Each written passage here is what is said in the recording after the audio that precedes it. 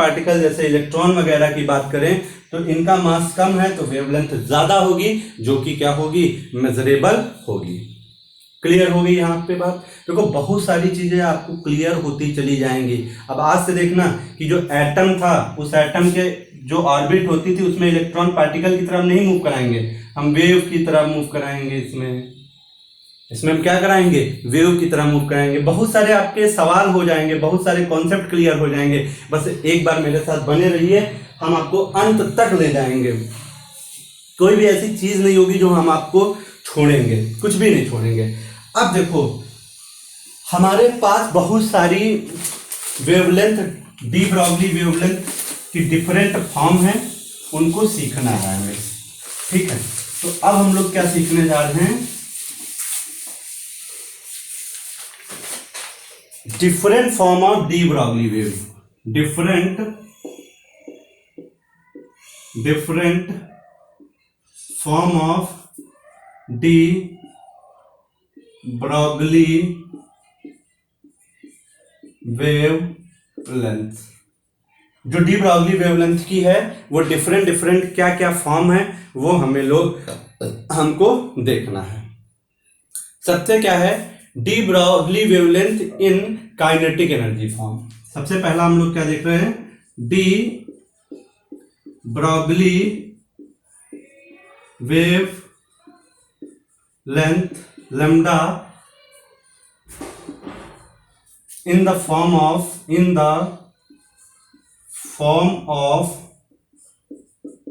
kinetic energy के form में देखेंगे। एक मिनट रुकिएगा, हम लोग काइनेटिक एनर्जी की फॉर्म में देखेंगे। अगर हम बोल देते हैं, क्या बोलें, late m be the mass of particle moving with velocity v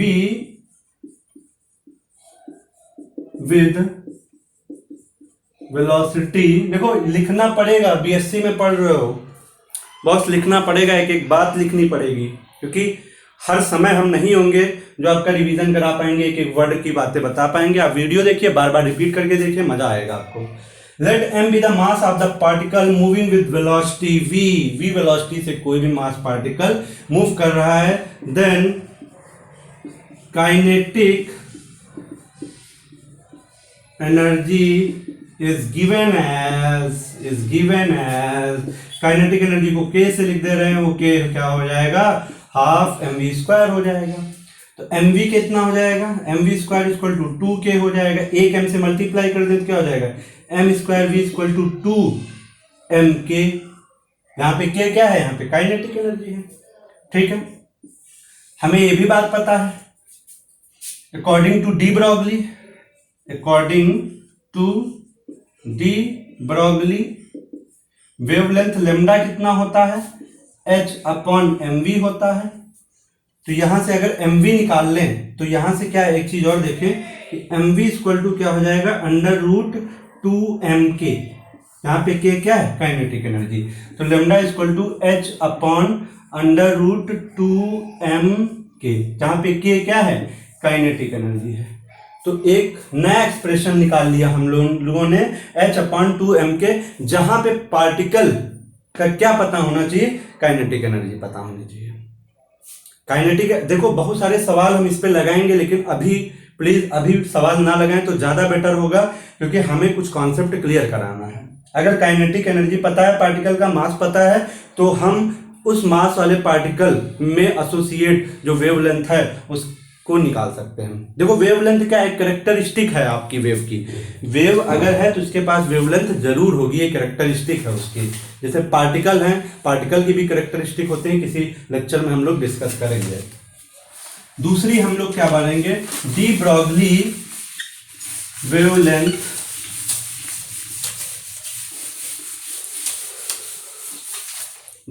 wavelength for accelerated charge particle, कोई भी चार्ज पार्टिकल है सच एज इलेक्ट्रॉन, जैसे कि इलेक्ट्रॉन होता है, उसकी बात करें। Consider a particle of mass m, consider a particle of mass m moving with velocity v, mass m moving with velocity v under potential v, v potential के क्षेत्र में जो है v वेलोसिटी से कोई चार्ज पार्टिकल क्या है, move कर रहा है। कोई भी ये है v पोटेंशियल में जो है इलेक्ट्रॉन मूव कर रहा है, ठीक है। ये देखो इलेक्ट्रोस्टैटिक पढ़ोगे तो वहां पे चीजें आपको समझ में आएगी। Then electrostatic energy is given by electrostatic energy E equal to कितना हो जाएगा, E इक्वल टू कितना होता है, Q इंटू V होता है। कोई भी चार्ज पार्टिकल है उसका Q इंटू V होता है। Q क्या है, जहां पे चार्ज ऑफ पार्टिकल है, एक्सीलरेटेड चार्ज पार्टिकल है, और V क्या है, उसका पोटेंशियल है, जो कि वोल्ट में होता है। तुम्हें मालूम है कि अगर v वेलोसिटी से कोई पार्टिकल मूव कर रहा है तो उसकी काइनेटिक एनर्जी वो कितनी होगी, हाफ mv²। दोनों एनर्जी हैं तो आपस में क्या होंगी, इक्विवेलेंट भी होंगी। दोनों एनर्जी हैं तो आपस में क्या होंगी, इक्विवेलेंट होंगी। कंबाइनिंग फर्स्ट एंड सेकेंड को अगर कर दिया जाए तो हाफ mv² इक्वल टू क्या कितना हो जाएगा, q इंटू v हो जाएगा। यहां से v, यहाँ पे एक v वेलोसिटी है, एक v जो है आपका इधर वाला पोटेंशियल है, तो यहां से कितना हो जाएगा, mv² equal to 2q v हो जाएगा। m से मल्टीप्लाई कर दो तो कितना हो जाएगा, m² v² equal to 2 times m q into potential v दिया है। अब आगे की बात करें, अगर हम mv निकालना चाहें, देखो इधर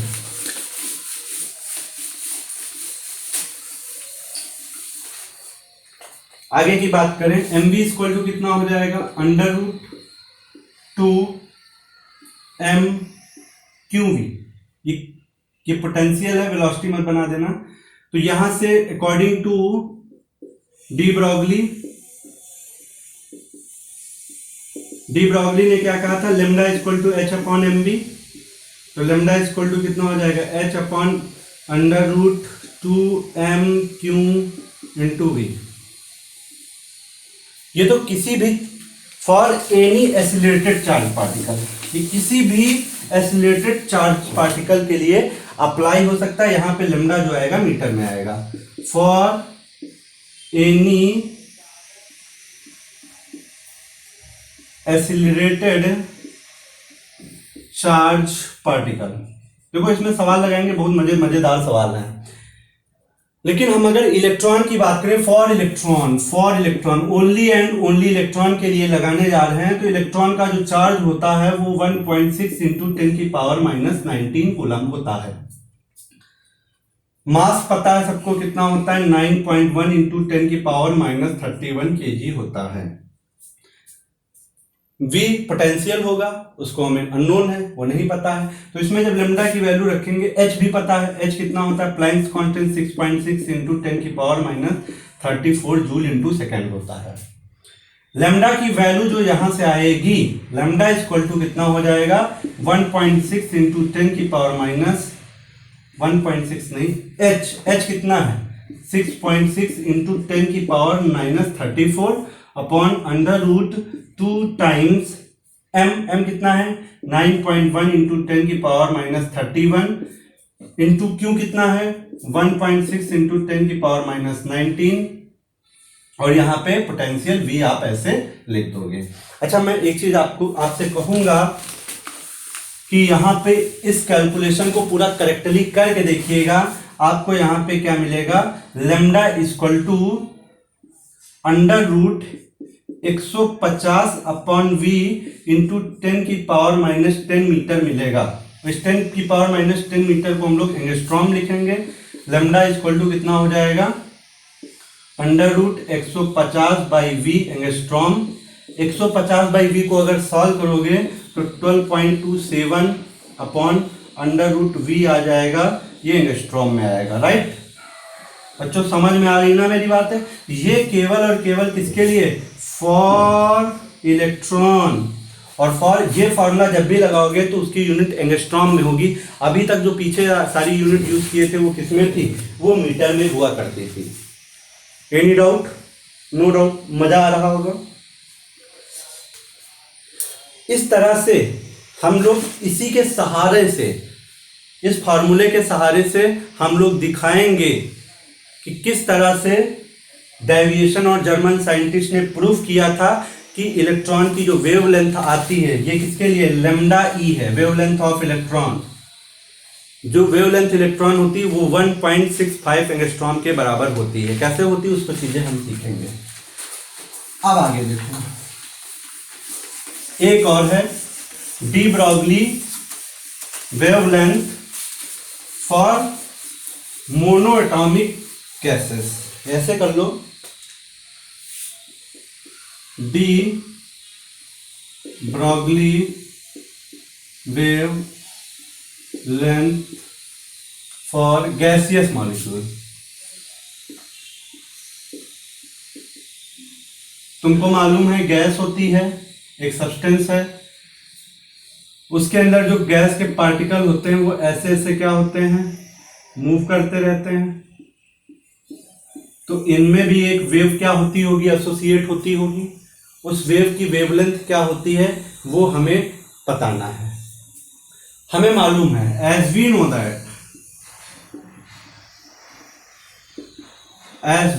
that moving molecule of gas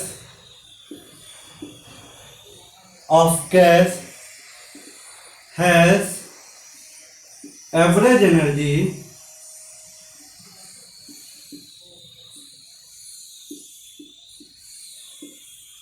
is 3/2 kT। ये किसके लिए है, ये मोनो एटॉमिक गैसेस के लिए, मोनो एटॉमिक गैसेस के लिए। भाई 3/2 kT जो एनर्जी होती है वो किसके लिए होती है, मोनो एटॉमिक गैसेस के लिए होती है। तो यहां से जो एनर्जी निकाल के आएंगे, जो आपके पास ये एनर्जी होगी वो 3/2 kT होती है, ये मोनो एटॉमिक गैसेस के लिए होती है। काइनेटिक एनर्जी क्या होती है, 12 mv²। तो यहां से अगर दोनों को कंबाइन कर दो, लिख देना ऑन कंबाइनिंग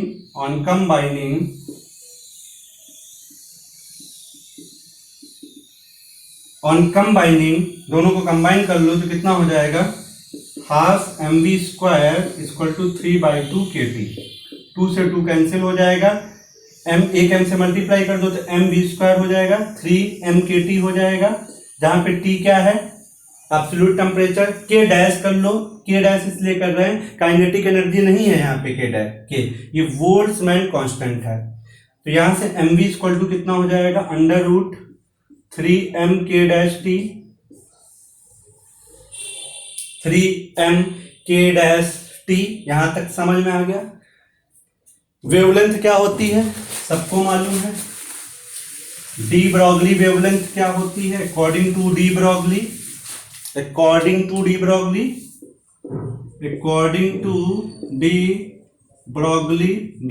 के अनुसार क्या होता है, lambda equal to H upon M V. तो लेमडा इक्वल टू आ जाएगा H upon under root 3mk-t। ये भी किस में रहेगा, मीटर में यूनिट रहेगी लेमडा की। टी क्या है, एब्सोल्यूट टेम्परेचर है गैस का। के क्या है, बोल्ट्जमैन कांस्टेंट है। एम क्या है, mass of one gaseous molecule. Lambda क्या है, वेवलेंथ है। तो इतने हमारे पास डिफरेंट टाइप के वेवलेंथ डी ब्रॉगली वेवलेंथ थी, उनको हमने सीखा। सबसे पहले देखा lambda equal to H upon M V था, यूनिट मीटर में आएगी। Lambda equal to H upon M V को हम लोग पी बोलेंगे, यूनिट मीटर में आएगी लेमडा की। फिर उसके बाद हम लोगों ने काइनेटिक एनर्जी वाला फॉर्म देखा कि एच अपॉन क्या था, under root 2m kinetic energy के, ठीक है। फिर उसके बाद हमने चार्ज पार्टिकल के लिए देखा कि H upon under root 2m Q V, जहाँ पे v क्या है, यहाँ पे पोटेंशियल है। और उसके बाद हमने देखा, इसी में देखे हमने इलेक्ट्रॉन के लिए निकाला था एच अपॉन ऐसे 150/v, ये एंगस्ट्रॉम में आता है। ये इक्विवेलेंट था 12.27 अपॉन अंडर रूट वी, ये भी किस में था, एंगस्ट्रॉम में था। और खास बात ये है कि ये दोनों के दोनों ओनली फॉर इलेक्ट्रॉन के लिए एप्लीकेबल होते हैं। ये किसके लिए होते हैं, केवल इलेक्ट्रॉन के लिए एप्लीकेबल होते हैं। और जो हमारा लास्ट वाला क्या था, H upon under root 3m के डैश टी, ये गैस मॉलिक्यूल के लिए है। ये किसके लिए है, मोनोएटॉमिक गैसेस के लिए है, मोनोएटॉमिक गैसेस के लिए है। इसमें एंगस्ट्रॉम में है, बाकी सब में क्या है, मीटर में यूनिटें हैं। ये देखो, ये सारी की सारी, ये किसके लिए, चार्ज एसिलेटेड पार्टिकल के लिए था। चार्ज एसिलेटेड पार्टिकल के लिए यूज करेंगे, मीटर में यूनिट होगी इसकी, m का मतलब मीटर है, याद रखना। ये काइनेटिक एनर्जी के फॉर्म में है। देखो ये जो है, ये किसी भी पार्टिकल के लिए फॉर एवरी पार्टिकल, किसी भी मूविंग पार्टिकल के लिए लगा सकते हो। तो ये सारे एक्सप्रेशंस थे जो हमने देखा। किसके लिए देखा, गैस मॉलिक्यूल के लिए देखा कि गैस मॉलिक्यूल के अंदर भी पार्टिकल मूव करते रहते हैं। इलेक्ट्रॉन के लिए देखा, इलेक्ट्रॉन की हमने प्रैक्टिकल वेवलेंथ भी बताई, 1.65 एंगस्ट्रॉम होती है। और उसके साथ में हम लोगों ने क्या किया, एसिलेटेड चार्ज पार्टिकल के बीच में भी लिखा है, कोई भी फील्ड है उसमें इलेक्ट्रॉन एसिलेट कर रहा है तो कैसे निकाल, कोई भी वी पोटेंशियल है, वी पोटेंशियल के बीच से इलेक्ट्रॉन को एसिलेट कराया जा रहा है, तो उसके लिए कितना है। अगर काइनेटिक एनर्जी पता हो तब कैसे करेंगे, ये देखो सारी चीजें डिस्कस कर ली। हमारा पूरा सवाल अभी भी नहीं हुआ है, verification in this connection, deviation and Germer की बात करनी है। अच्छा देखो कितना मजा आ रहा होगा कि अभी तक हम लोगों ने देखा था कि कोई भी पार्टिकल है, उसके पास अगर मास m है और मूव कर रहा है तो उसके साथ क्या जुड़ा होता है, एक वेव जुड़ा होता है। कितनी मजेदार चीज सीख ली आपने, मजा आ गया होगा। देखो हमारा पूरा ब्रह्मांड जो है, पूरा यूनिवर्स है, मैटर से घिरा हुआ है। वो मैटर जो होता है छोटे छोटे टाइनी पार्टिकल से मिलके बना होता है, छोटे छोटे पार्टिकल से मिलके बना होता है। और सोचो अगर वो पार्टिकल अगर मूव करते हैं, तो उनके साथ एक वेव एसोसिएट होती है। बड़े पार्टिकल के साथ वेव एसोसिएट होती, दिखाई नहीं देती है क्योंकि वो मेजरेबल नहीं है, वो छोटी आती है। छोटे पार्टिकल जैसे इलेक्ट्रॉन, प्रोटॉन, न्यूट्रॉन, इनकी वेवलेंथ दिखाई देती है। उनकी वेवलेंथ दिखाई देती है, एक्सपेरिमेंटल प्रूफ है, उसका वेवलेंथ निकाला जा सकता है। तो इतनी बातें थी सारे, इनको लिख लिख के प्रैक्टिस करिएगा और जो चीज़ें आपको ना समझ में आए वो आपसे डिस्कस करिएगा। इसके बाद हम लोग एक्सपेरिमेंटल देखेंगे और उसके बाद 8-10 सवाल इससे रिलेटेड लगाएंगे, जो भी सवाल एग्जाम में आए हैं। बीएससी में जितना पार्ट आपसे पूछा जाएगा उसको करेंगे। उसके बाद इसका एप्लीकेशन बताएंगे, कैसे बोहर साइंटिस्ट थे, उनका जो एंगुलर मोमेंटम वाला केस था कि NH/2π का मल्टीपल होना चाहिए इंटीग्रल, वो वाला कैसे प्रूफ होता है, वो सारी चीज़ें हम लोग देखते रहेंगे। ठीक है, वीडियो अगर आपको अच्छा लग रहा हो तो प्लीज़ सब्सक्राइब करें, दोस्तों में शेयर करें। हमारी ऑनलाइन क्लासेस चल रही हैं, आप व्हाट्सएप नंबर आपको प्रोवाइड करा दिए, उसमें मैसेज करके जितना भी सिलेबस जो मेरे पास है, जो रिटन नोट्स हैं, उनको आप लोग हमारे व्हाट्सएप से पा सकते हैं, इसलिए आप मैसेज वहाँ पे कर सकते हैं। मेरे साथ BSc ऑनलाइन क्लासेस में बने रहने के लिए धन्यवाद।